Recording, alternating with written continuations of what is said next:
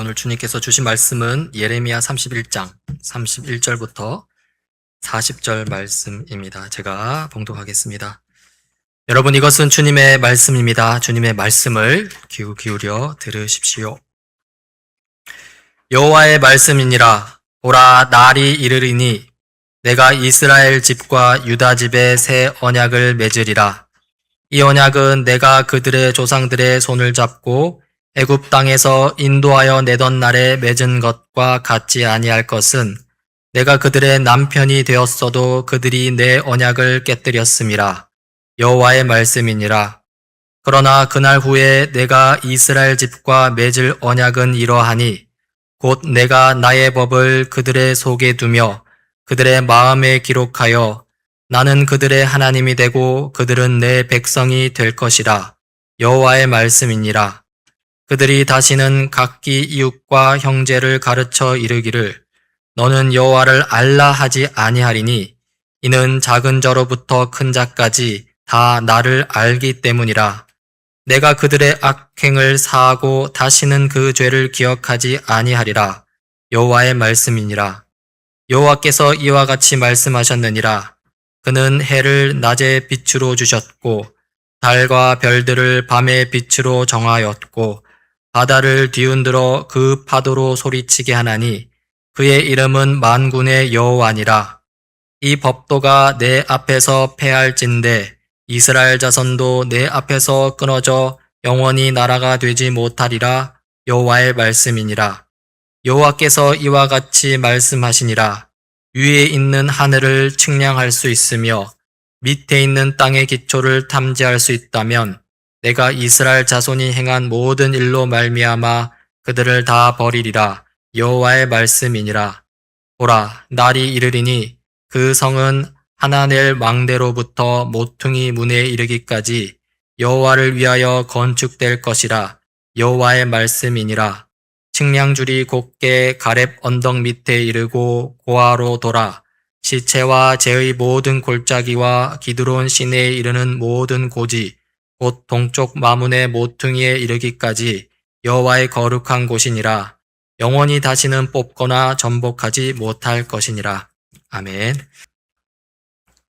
네, 오늘 함께 살펴볼 말씀 예레미야 31장의 그 이스라엘 배경은 바벨론 포로라는 역사적 상황을 배경으로 가지고 있습니다. 그러니까 이스라엘이 바벨론 제국에게 멸망당했다는 것이죠. 이스라엘 역사를 좀 중요한 두 가지 사건 중심으로 거슬려 살펴보자면은 모세의 인도 아래 이스라엘 백성이 이집트로 탈출했습니다. 이집트로부터 탈출했습니다. 그리고 광야에서 시내산 언약을 맺었죠. 시내산 언약 중에 이 십계명 두 돌판을 받기도 했습니다. 그 내용은 하나님을 사랑하라, 이웃을 사랑하라 이렇게 요약될 수 있습니다. 이 두 돌판에 담긴 율법 메시지, 이 십계명 율법은 하나님으로부터 선택받고 또 하나님에 의해 구원을 얻은 하나님 백성의 표지라고 할 수 있습니다. 이 십계명 율법은 하나님의 백성의 자랑이라 할 수 있고요. 하나님 백성이 삶의 지침으로 삼아야 할 기준이었습니다. 그리고 이후에 모세는 죽고 시간은 흘러 다윗의 통치 아래 이스라엘 백성은 이제 한 나라를 이루었습니다. 그리고 다윗의 아들 솔로몬 때에는 예루살렘 성전을 건설하기도 하죠. 성전은 이스라엘 신앙의 중심이었습니다. 성전에서 희생 제사를 통해 이스라엘 백성은 죄 용서를 경험했고요. 또 성전에서 특히 지성소에 가득한 그 영광 가운데 이스라엘 백성은 하나님의 임재를 경험했습니다. 참으로 이스라엘 백성은요, 이 성전을 통해 자신들이 하나님의 백성임을 자각했습니다. 이 시내산 언약, 십계명 율법, 그리고 예루살렘 성전, 이 둘은 이스라엘 백성이 하나님의 백성임을 단단히 붙들게 하는 이 하나님 은혜의 선물이었습니다. 하지만 이 이스라엘 백성은 이 하나님의 은혜를, 하나님의 선물을 거절했습니다. 먼저 십계명 율법을 무시했습니다. 하나님을 사랑하지도 않았고요, 이웃을 사랑하지도 않았습니다. 이 오늘 본문 32절에 잘 나오는데요, 이렇습니다. 이것은 내가 그들의 조상의 손을 붙잡고 이집트 땅에서 데리고 나오던 때에 세운 언약과는 다른 것이다. 내가 그들의 남편이 되었어도 그들은 나의 언약을 깨뜨려 버렸다. 나 주의 말이다. 이 성경 구절을 보면요. 내가 그들의 조상의 손을 붙잡고 이집트 땅에서 데리고 나오던 때에 세운 언약이라는 언급이 있습니다. 바로 출애굽, 그 모세 시대 시내산 언약을 가리키는 것이며, 그런데 이 시내산 언약이 어떻게 되었다고 합니까? 이스라엘 백성이 그 언약을 깨뜨려 버렸다고 하지요. 특히 하나님이 이스라엘의 남편이 되었다고 하셨는데요. 이 이스라엘은 이 남편 대신 하나님을 배신하였습니다. 이방 여러 우상들을 쫓아다녔습니다. 일종의 영적 간음을 저지른 것이죠. 이러니 언약이 깨졌다라는 것입니다. 그리고 그 결과 심판과 멸망, 바벨론 포로 상태라는 것입니다. 뿐만 아닙니다. 이스라엘 백성은 예루살렘 성전도 무시했습니다. 그들이 성전에서 드리는 희생 제사는요, 진실된 회개가 빠진, 결여된, 역겨운 종교 의식일 뿐이었습니다. 그 결과 하나님은 이스라엘 나라를 심판하셨습니다. 바벨론 제국이라는 도구를 사용하여서 이스라엘 나라를 멸망시키셨습니다. 십계명 율법 정신은 이미 사라진 지 오래였습니다. 그리고 허울뿐인 성전만이 덩그러니 남아 있었고요. 하나님은 바벨론 제국을 통해 그 성전마저도 무너뜨립니다. 그리고 이스라엘 백성은 바벨론 제국의 포로로 잡혀갑니다. 철저한 심판, 철저한 멸망이죠. 이스라엘에게는 더 이상 희망이 없습니다. 절망이 가득합니다. 이러한 역사적 상황 속에서 이제 오늘 본문이 주어진 것이죠. 사실 예레미야서 자체가 그렇습니다. 오늘 본문을 보면 반복되는 문구가 눈에 띕니다. 이 31절과 38절인데요. 이렇습니다. 그때가 오면 내가 이스라엘 가문과 유다 가문에 새 언약을 세우겠다. 나 주의 말이다.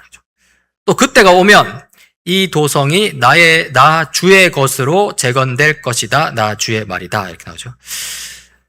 그때가 오면이라는 말로 각각 시작을 하는데요. 그러니까 지금은 별로 안 좋습니다. 그렇죠? 지금은 심판의 때입니다. 그래서 지금은 바빌론 제국의 포로가 되었다는 것이죠. 하지만 영원히 지금 상태에 머무는 것은 아닙니다. 지금은 절망이지만 그때가 오면 상황이 달라질 것입니다. 그렇다면 그때가 오면 어떻게 달라질까요? 두 가지 측면에서 달라집니다.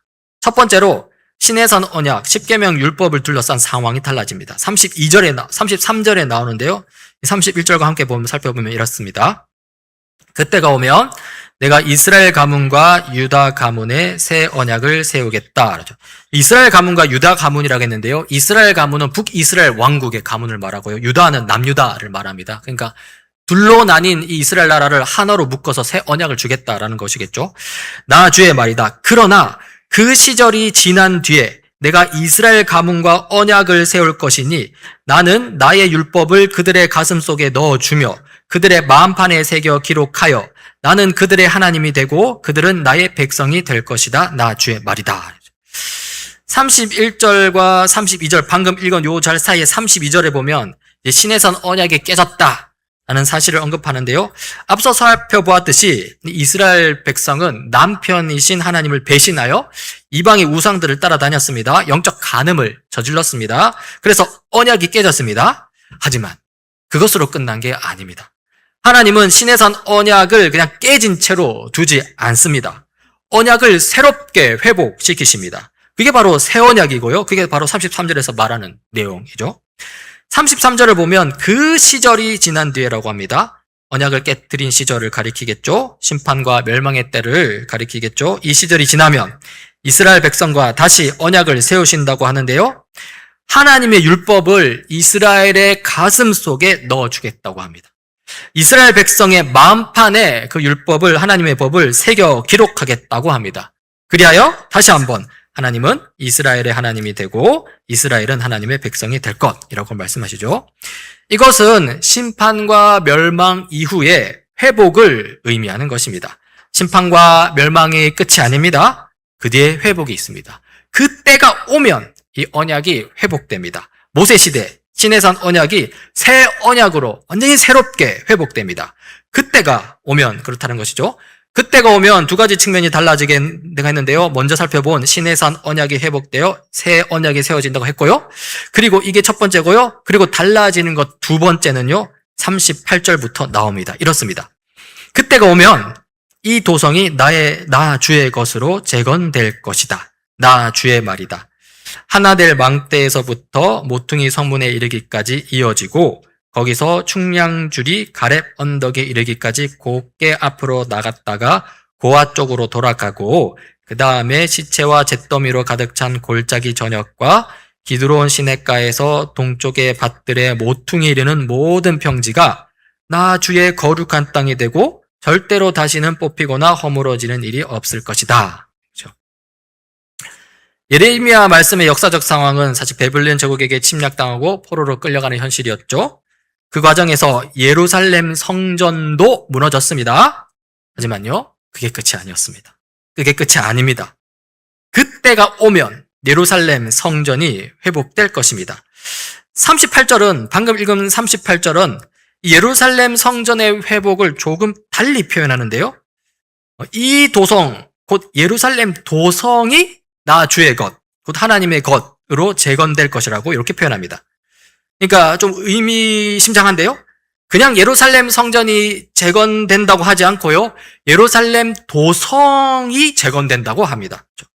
그러면서 그 규모를 설명하는데요. 하나넬 망대에서부터 쭉 언급하면서 이제 기드론 시냇가에서 동쪽 밭들의 모퉁이에 이르는 모든 평지까지 이렇게 언급하죠. 한마디로 규모가 커졌습니다.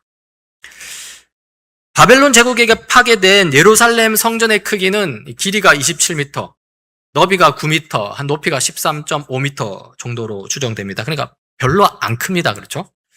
그러나 이 회복된 예루살렘 도성은 그것보다 훨씬 크죠. 예루살렘 도시 전체를 포괄합니다. 지금은 심판받아 파괴되었지만요. 그러나 그때가 오면 회복의 수준은 지금을 크게 뛰어넘는 것입니다. 단순히 회기가 아니라요. 더 온전한 회복입니다. 특히 40절 말미를 보면요. 그 도성은 절대로 다시 뽑히거나 허물어지는 일이 없을 것이라고 합니다. 그야말로 완전한 회복, 영원한 회복입니다. 이 예루살렘 성전의 회복, 그리고 예루살렘 도성의 재건과 관련하여서 좀 더 살펴보면요. 이 사도 요한은 요한계시록을 통해서 이 회복된 예루살렘 도성에 대해서 한 번 더 언급하는데요. 그 규모가 훨씬 더 커집니다. 요한계시록 21장 16절입니다. 그 도성은 예루살렘 도성이겠죠. 네모가 반듯하여 가로와 세로가 같았습니다. 그가 자막대기로 그 도성을 재어보니 가로와 세로와 높이가 서로 똑같이 12,000 스타디온이었습니다. 지금 이 사도 요한이 말하고 있는 이 도성, 예루살렘 도성인데요. 규모가 엄청납니다. 가로, 세로, 높이가 킬로미터로 환산하면 약 2,400km가 됩니다. 그야말로 완전한 회복인 것이죠. 자, 이렇게 그때가 오면 첫째, 무너졌던 언약이 회복되어 새 언약이 세워집니다.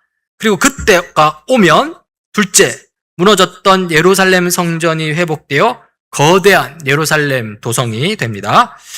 예레미야 시대, 바벨론 포로 상황 속에서, 절망적인 상황 속에서 지금 예레미야는 희망을 노래하고 있는 것이죠. 특히 그때가 오면 이라고 하면서 미래 회복의 날을 꿈꾸며 외치고 있는 것입니다. 자, 그렇다면요. 오늘 이 예레미야 본문에서 말하는 그때, 회복의 그때, 그때가 오면 할 때 그때는 구체적으로 언제를 가리킬까요? 여러 가지 해석이 가능한데요. 예레미야 입장에서는 바벨론 포로 귀환할 때라고도 할 수 있는데요. 하지만 궁극적으로 볼 때 그때는 바로 예수 그리스도가 이 땅에 오실 때를입니다. 예수 그리스도가 이 땅에 오실 때, 그러니까 새 언약이 세워지고요. 예수 그리스도가 오실 때 예루살렘 성전, 예루살렘 도성이 회복된다는 것이죠. 물론 예레미야가 이 자기가 예언을 하면서 구체적으로 이 예수라는 이 구체적 인물까지는 알지 못했을 것입니다. 다만 누군가 하나님의 뜻을 세울 인물, 무언가 하나님의 뜻을 이룰 방법이 있을 것이라는 그 어렴풋하지만 그러나 틀리지는 않는 그런 지식과 예언은 있었을 것입니다. 예레미야는 비록 모든 것을 속속들이 알지 못했지만요. 그러나 이 예레미야의 예언 속에 하나님은 예수 그리스도를 이미 계획해 두셨고요. 예수 그리스도를 통해서 새 언약을 회복시키시고 또 예수 그리스도를 통해 예루살렘 성전을 회복시키고자 하신 것이죠. 그리고 실제로 예수 그리스도가 이 땅에 오셔서 예레미야를 통한 그 약속의 말씀, 예언의 말씀을 성취하시고 실현시키신 것입니다. 참으로 예수 그리스도는 이 땅에 오셔서 새 언약을 세우셨습니다. 누가복음 22장에 나오는데 이렇습니다. 저녁을 먹은 뒤에 잔을 그와 같이 하시고서 말씀하셨다. 이 잔은 너희를 위하여 흘리는 내 피로 세우는 새 언약이다. 그렇죠? 이 말씀은 예수님께서 십자가에 달리시기 전날 밤에, 전날 저녁에 제자들과의 만찬 중에 하신 말씀입니다. 여기서 지금 새 언약이 언급되고 있는 것이죠. 이 새 언약은 예수님께서 우리를 위하여 흘리는 그 피로 세우는 언약입니다. 즉, 이 새 언약은요, 바로 예수 그리스도께서 십자가에서 흘리신 피와 직접적으로 연결이 됩니다. 사실 예수님의 십자가 보혈을 직접적으로 가리키는 것이죠. 예수님께서 우리 대신 십자가에서 죄 형벌을 감당하심으로써 우리가 하나님으로부터 용서함을 받고 죄로부터 건진 바 되어 이제는 하나님의 백성, 하나님의 자녀가 되는 것이죠. 이것이 바로 새 언약의 내용이라는 것입니다. 실로 오늘 본문 31장 34절을 보면 이렇게 나옵니다. 그때는 이웃이나 동포끼리 서로 너는 주님을 알아라 하지 않을 것이니 이것은 작은 사람으로부터 큰 사람에 이르기까지 그들이 모두 나를 알 것이기 때문이다. 내가 그들의 허물을 용서하고 그들의 죄를 다시는 기억하지 않겠다. 나 주의 말이다. 이 성경 구절을 보면요. 그때가 오면 우리의 허물을 용서하고 우리의 죄를 다시는 기억하지 않겠다고 하는데요. 이것이 바로 예수 그리스도 십자가 보혈, 새 언약을 통해 성취되는 그 은혜의 사실입니다. 참으로 우리는 죄 용서를 받고 하나님께 받아들여져서 하나님의 백성, 하나님의 자녀로서 살아가는 것입니다. 한편 예수 그리스도는요, 또 이 땅에 오셔서 예루살렘 성전을 궁극적인 의미에서 회복시키셨습니다. 그런데 이 부분은요, 좀 더 포괄적인 해석이 필요합니다. 예루살렘 성전의 회복과 관련하여서 예수님께서 하신 독특한 말씀이 있는데요. 요한복음 2장입니다. 예수께서 그들에게 말씀하셨다. 이 성전을 허물어라. 그러면 내가 사흘 만에 다시 세우겠다. 그러나 예수께서 성전이라고 하신 것은 자기 몸을 두고 하신 말씀이었다. 그렇죠? 요한복음 이 말씀에 따르면 성전은 예수 그리스도의 몸을 두고 하신 말씀입니다. 그렇죠? 상징적인 것인데요. 성전을 허물라는 것은 따라서 예수 그리스도께서 십자가에서 못 박히시고 죽으신 것을 의미하고요. 사흘 만에 다시 세우겠다는 것은 예수 그리스도께서 사흘 만에 다시 살아나신다는 것을 의미한다고 볼 수 있습니다. 즉 예수 그리스도 십자가 죽으심과 부활하심을 통해서 온전한 성전이 온전하게 회복되고 세워지는 것을 볼 수 있다라는 것이죠. 이 말씀을 통해서 보면요. 그런데요, 이게 다가 아닙니다. 예수 그리스도의 몸이 성전이라고 했는데요. 성경 다른 곳을 보면 이 그리스도의 몸에 대해 다른 이야기를 하는 것을 볼 수 있습니다. 고린도전서와 에베소서입니다. 여기 이렇게 있습니다. 여러분은 그리스도의 몸이요 따로따로는 지체들입니다. 하나님께서는 만물을 그리스도의 발 아래에 굴복시키시고 그분을 만물 위에 교회의 머리로 삼으셨습니다. 교회는 그리스도의 몸이요 만물 안에서 만물을 충만케 하시는 분의 충만함입니다. 여러분, 이 성경 구절을 보면 누가 그리스도의 몸이라고 합니까? 우리가, 즉 교회가 그리스도의 몸이라고 합니다. 여러분, 예배당이 교회가 아닙니다. 성도들의 모임이 교회인 것입니다. 즉 예수 그리스도를 믿는 우리가 곧 교회입니다. 그리고 이 교회의 본질은 다름 아닌 뭐라고요? 그리스도의 몸이라는 것이죠. 자, 그렇다면 예레미야 선지자가 말한 그 예루살렘 그 성전의 회복, 그때가 오면 회복될 성전은요, 다름 아닌 그리스도의 몸, 곧 교회를 가리키는 것으로 볼 수 있습니다. 자, 지금까지 내용을 한번 정리해 봅시다. 예레미야가 예언한 말씀, 첫째, 그때가 오면 세워질 새 언약은 십자가 새 언약입니다. 그리고 둘째, 그때가 오면 회복될 성전은 바로 교회입니다. 종합해보자면요. 그때가 오면 십자가 새 언약 위에 세워진 교회가 선다고 할 수 있는 것이죠. 결국 우리가, 교회가 약속된 말씀의 성취이자 예언된 말씀의 실현입니다. 우리는요, 교회는요, 하나님의 말씀 토대 위에 세워진 그 무엇보다 가치 있는 존재입니다. 오늘 예레미야 본문을 통해 이런 교회의 특징을 조금 살펴보자면요. 먼저 33절, 34절입니다. 그러나 그 시절이 지난 뒤에 내가 이스라엘 가문과 언약을 세울 것이니 나는 나의 율법을 그들의 가슴 속에 넣어주며 그 율법을 그들의 마음판에 새겨 기록하여 나는 그들의 하나님이 되고 그들은 나의 백성이 될 것이다. 나의 주의 말이다. 이렇게 33절에 하고요. 또 34절에 보면 그때에는 이웃이나 동포끼리 서로 너는 주님을 알아라 하지 않을 것이니 이것은 작은 사람으로부터 큰 사람이 이르기까지 그들이 모두 나를 알 것이기 때문이다. 이렇게 난 것이죠. 그러면서 그들의 허물을 용서하고 그들의 죄를 다시는 기억하지 않겠다. 나 주의 말이다. 이렇게 말씀하시는데요. 이 성경 구절에 따르면 교회에는 여러분 하나님에 대한 온전한 지식이 있습니다. 그 지식의 핵심에는 하나님의 죄 용서가 있습니다. 그 죄를 다시는 기억하지 않겠다는 용납하심이 있습니다. 이것은 그리스도 십자가를 통해 이루어지는 죄 용서의 복음을 가리키는 것입니다. 예수께서 나를 위해 십자가를 지셨다라는 바로 그 복음 라는 것이죠.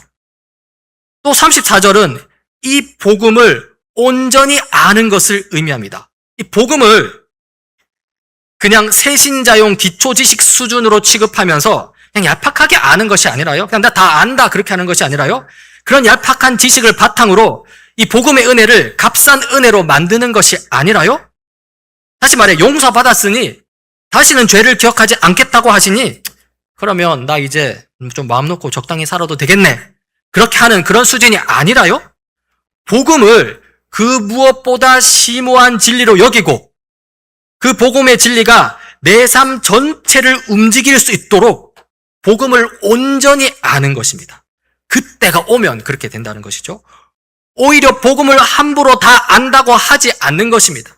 내가 정말로 어떻게 보면 정말 내가 복음을 온전히 아는가 의심해 보는 것입니다. 그래서 더욱더 복음을 알려고 하는 것입니다. 그리할 때 하나님께서 알려주신다는 것입니다. 이러한 복음 사실을 바탕으로 둔 복음 태도라는 게 있습니다.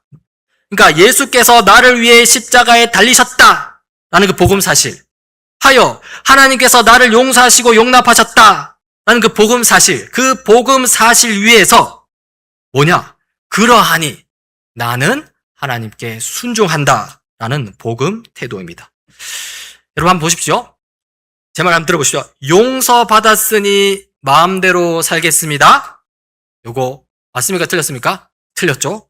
요거 값싼 은혜, 값싼 기독교로 만드는 겁니다. 요거 아닙니다. 자, 그러면 또 한번 봅시다.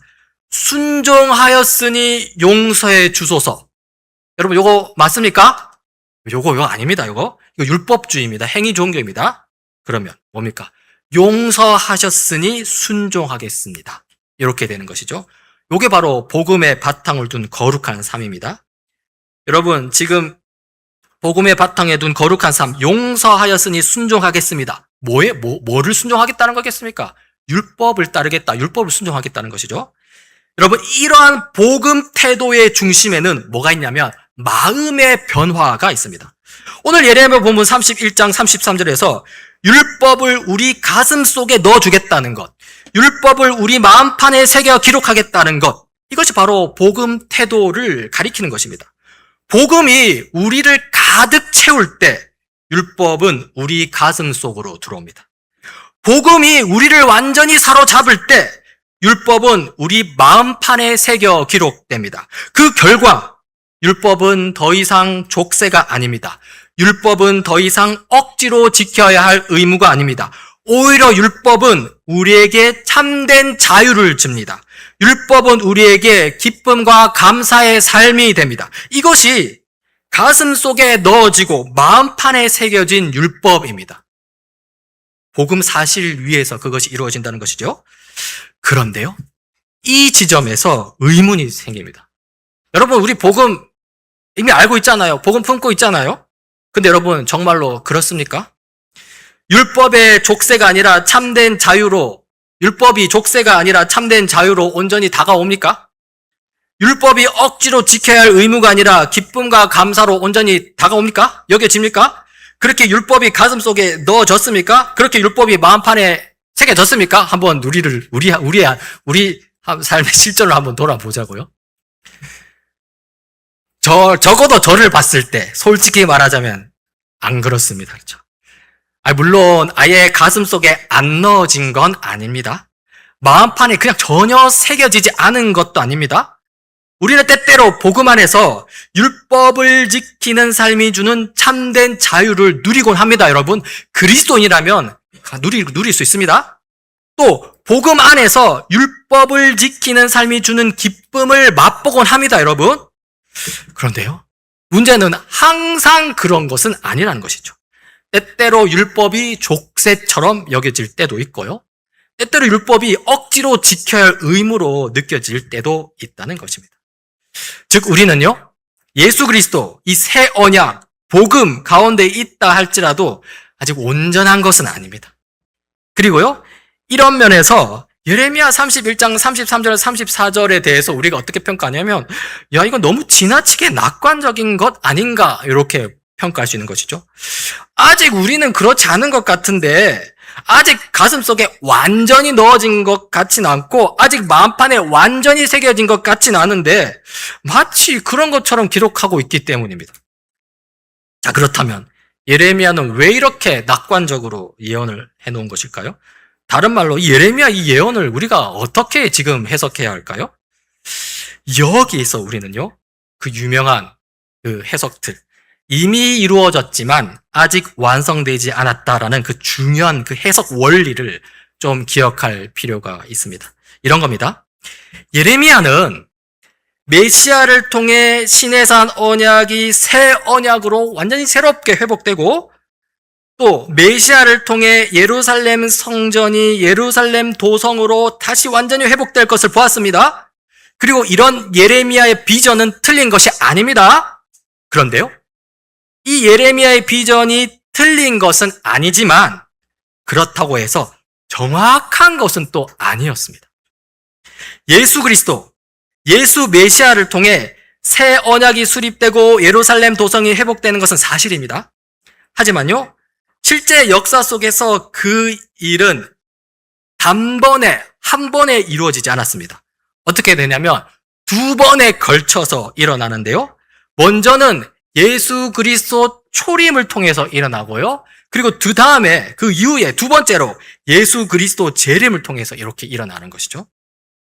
그러니까 여러분, 어떻게 되냐면 두 단계에 걸쳐서 새 언약이 성취되어 가고 두 단계에 걸쳐서 예루살렘 성전이 회복되어 간다는 것입니다. 그리고요, 이 두 단계, 예수님 초림의 첫 번째 단계, 예수님 재림의 두 번째 단계에서 오늘날 우리 그리스도는요, 정확히 이 두 단계 사이에 위치해 있습니다. 예수 그리스도 초림으로 일어나는 일은 이미 겪었고 누리고 있습니다. 그런데 예수님 재림으로 인해 일어날 일은 아직 못 누리고 있다는 것이죠. 예수 그리스도 초림으로 인해서, 십자가 복음으로 인해서 새 언약이 시작되고 교회가 실제로 세워졌습니다. 우리가 세워졌습니다. 여기서 우리는 복음 위에서 율법 순종이 주는 참된 자유와 기쁨을 누릴 수 있습니다. 여러분, 그 자유와 기쁨을 실제로 맛볼 수 있습니다. 하지만요, 아직 이루어지지 않은 그 예수 그리스도의 재림을 앞두고서 아직 남아있는 그 타락의 흔적 속에서 율법 순종이 버겁게 느껴질 때가 많습니다. 그래서 한편으로 율법이 족쇄처럼 느껴지기도 하고요. 억지로 해야 할 의무로 다가오기도 한다는 것이죠. 이렇게 이미 이루어졌지만 아직 완성되지 않은 이 구원 역사 속에서 우리는 소위 긴장을 경험합니다. 그냥 진짜 완전 충만한 샬롬이라기보다는 뭔가 이 타락한 현실과 그 그리스도가 하나님께서 우리를 위한 그 구원의 복음 사이에서 긴장감을 경험하는 것이죠. 그런데요, 예레미야 선지자는요, 우리가 지금 겪는 이런 종류의 긴장을 모릅니다. 그렇죠? 예레미야 선지자는요, 역사 속에서 이 구원 사역이 두 단계로 이루어질 것까지는 보지 못했습니다. 그냥 그때가 오면 단번에 이루어질로 보면서 이 최종적인 자유와 이 최종적인 기쁨이 올 것을 선언한 것이죠. 그래서 우리에게는요, 예레미야의 예언이 우리 현실에 비추어서 야, 이게 너무 낙관적인 거 아닌가 이렇게 보게 되는 것입니다. 자, 그렇다면요, 우리는요, 이 예레미야 선지자의 예언을 우리 현실을 반영하지 못하는 예언, 부족한 예언 취급해야 할까요? 그래서 별로 적절하지 못한 예언 취급해야 할까요? 전혀 그렇지 않습니다.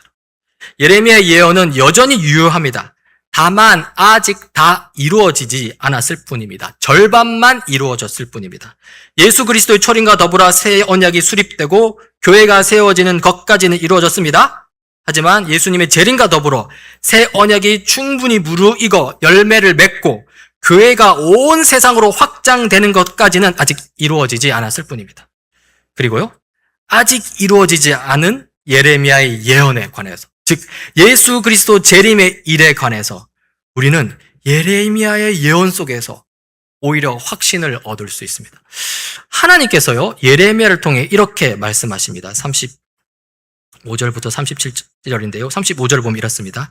35절 보면 낮에는 해를 주셔서 빛을 밝혀주시고 밤에는 달과 별들이 빛을 밝히도록 정하여 놓으시고 바다를 뒤흔들어 파도가 소리치게 하시는 분, 그분은 만군의 주님이시다. 주님께서 이렇게 말씀하신다. 요 35절에 보면요, 세상을 창조하신 하나님, 세상을 통치하시는 하나님이 나타납니다. 그런데 이 세상, 특히 이 성경 구절에 언급하고 있는 이 세상 자연 질서는 어떠합니까? 보십시오. 변함이 없습니다. 그렇죠? 낮에는 항상 태양이 뜹니다. 밤에는 항상 달과 별들이 비칩니다. 바다에는 항상 파도가 칩니다. 이것은 항상 변함이 없는 사실입니다.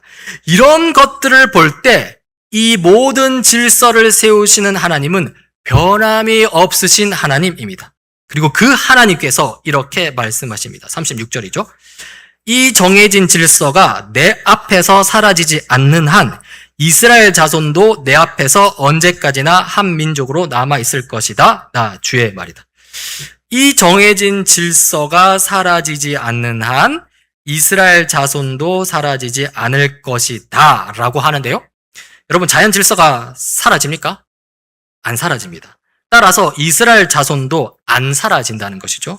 이 말씀은요, 이 영적 이스라엘 자손이 되는 우리 교회가 결코 무너지지 않을 것이라는 의미입니다.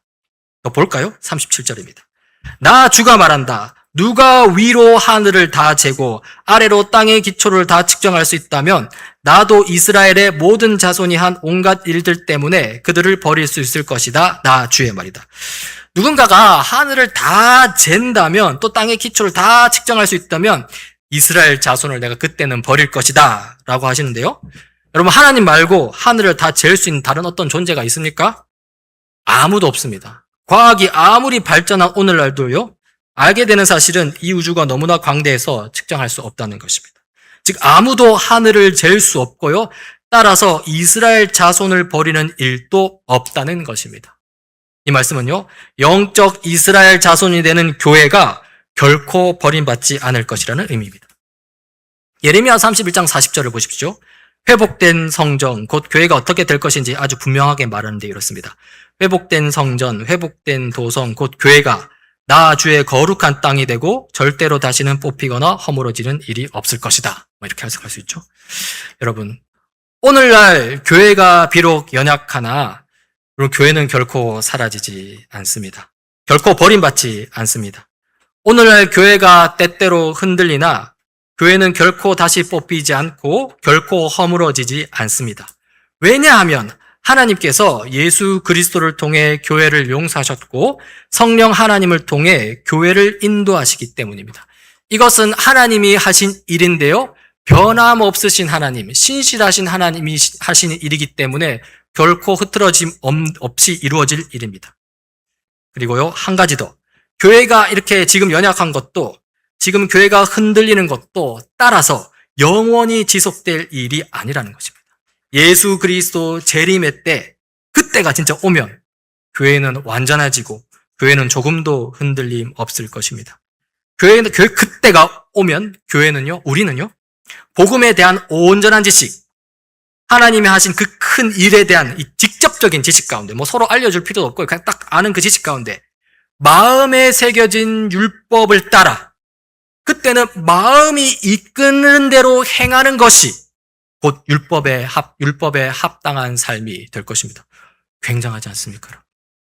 그때가 오면 온 교회가, 모든 그리스도인이 마음이 이끄는 대로 율법에 합당한 삶을 살 것이니 하나님이 창조하신 모든 땅이 거룩한 땅이 될 것입니다. 하나님이 창조하신 이 모든 사회는 사랑이 흘러 넘치고 정의가 강같이 흐르는 거룩한 사회가 될 것입니다. 실로 모든 땅이 거룩한 땅이 될 것이며 실로 모든 사회가 거룩한 사회가 될 것인데요. 따라서 요한계시록에서 거룩한 도성 새 예루살렘의 규모가 가로 세로 높이 2400km라는 기록은 비록 상징적이어서 그 의미에 대해서 고개를 갸우뚱하게 만들지만요. 하지만 그 거대함, 그 완전함, 그 위대함만은 명확합니다. 신실하신 하나님이 계시는 한 이 일은 틀림없이 이루어질 일입니다. 그리고 신실하신 하나님은 분명히 존재하시기에 확실히 이루어질 일입니다. 따라서 우리의 목표는 분명하고요. 우리가 추구해야 할 삶의 방식도 분명합니다. 예레미야의 예언을 통해 약속된 바, 또 예수 그리스도 초림으로 이미 절반은 실현된 바, 또 예수 그리스도 재림의 때 나머지 절반이 확실히 이루어질 바, 믿음과 소망 가운데 십자가 새 언약으로 세워진 교회로 살아가야 합니다. 여러분, 지금 비록 흔들릴 수 있습니다. 지금 비록 연약할 수 있습니다.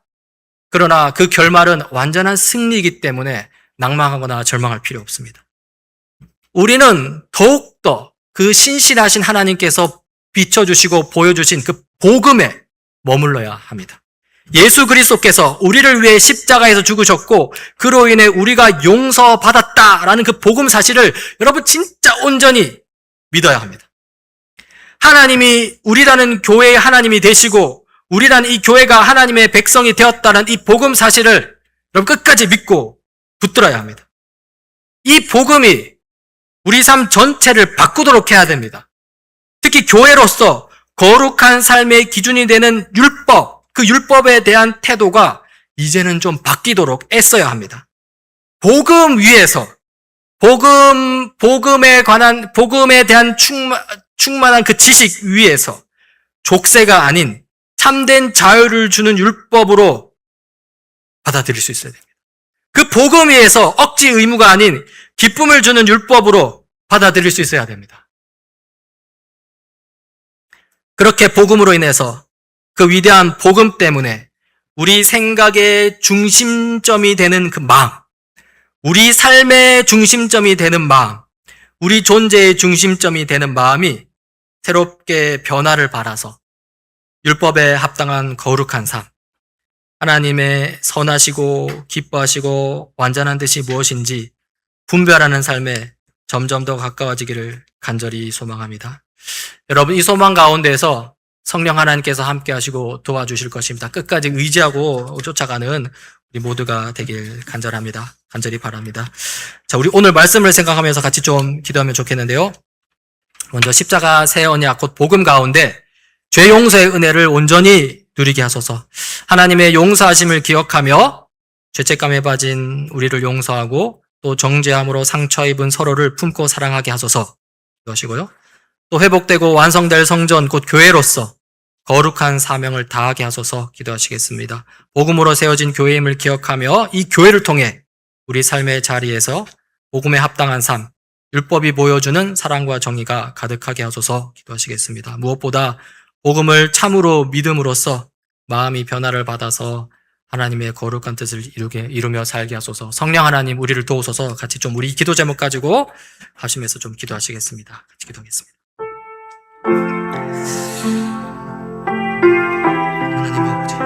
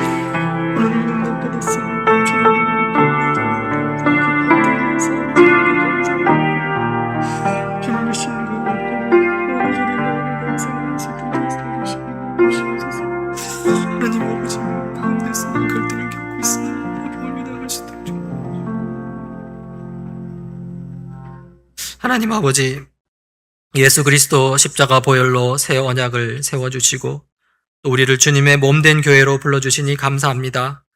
우리 마음판에 주님의 말씀을 새겨주시고 율법이 억지 의무를 넘어서서 참된 자유와 기쁨이 되게 하옵소서.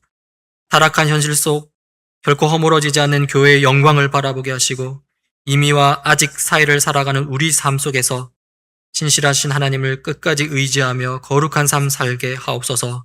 중보자 되시는 우리 주 예수 그리스도 이름으로 기도드립니다. 아멘.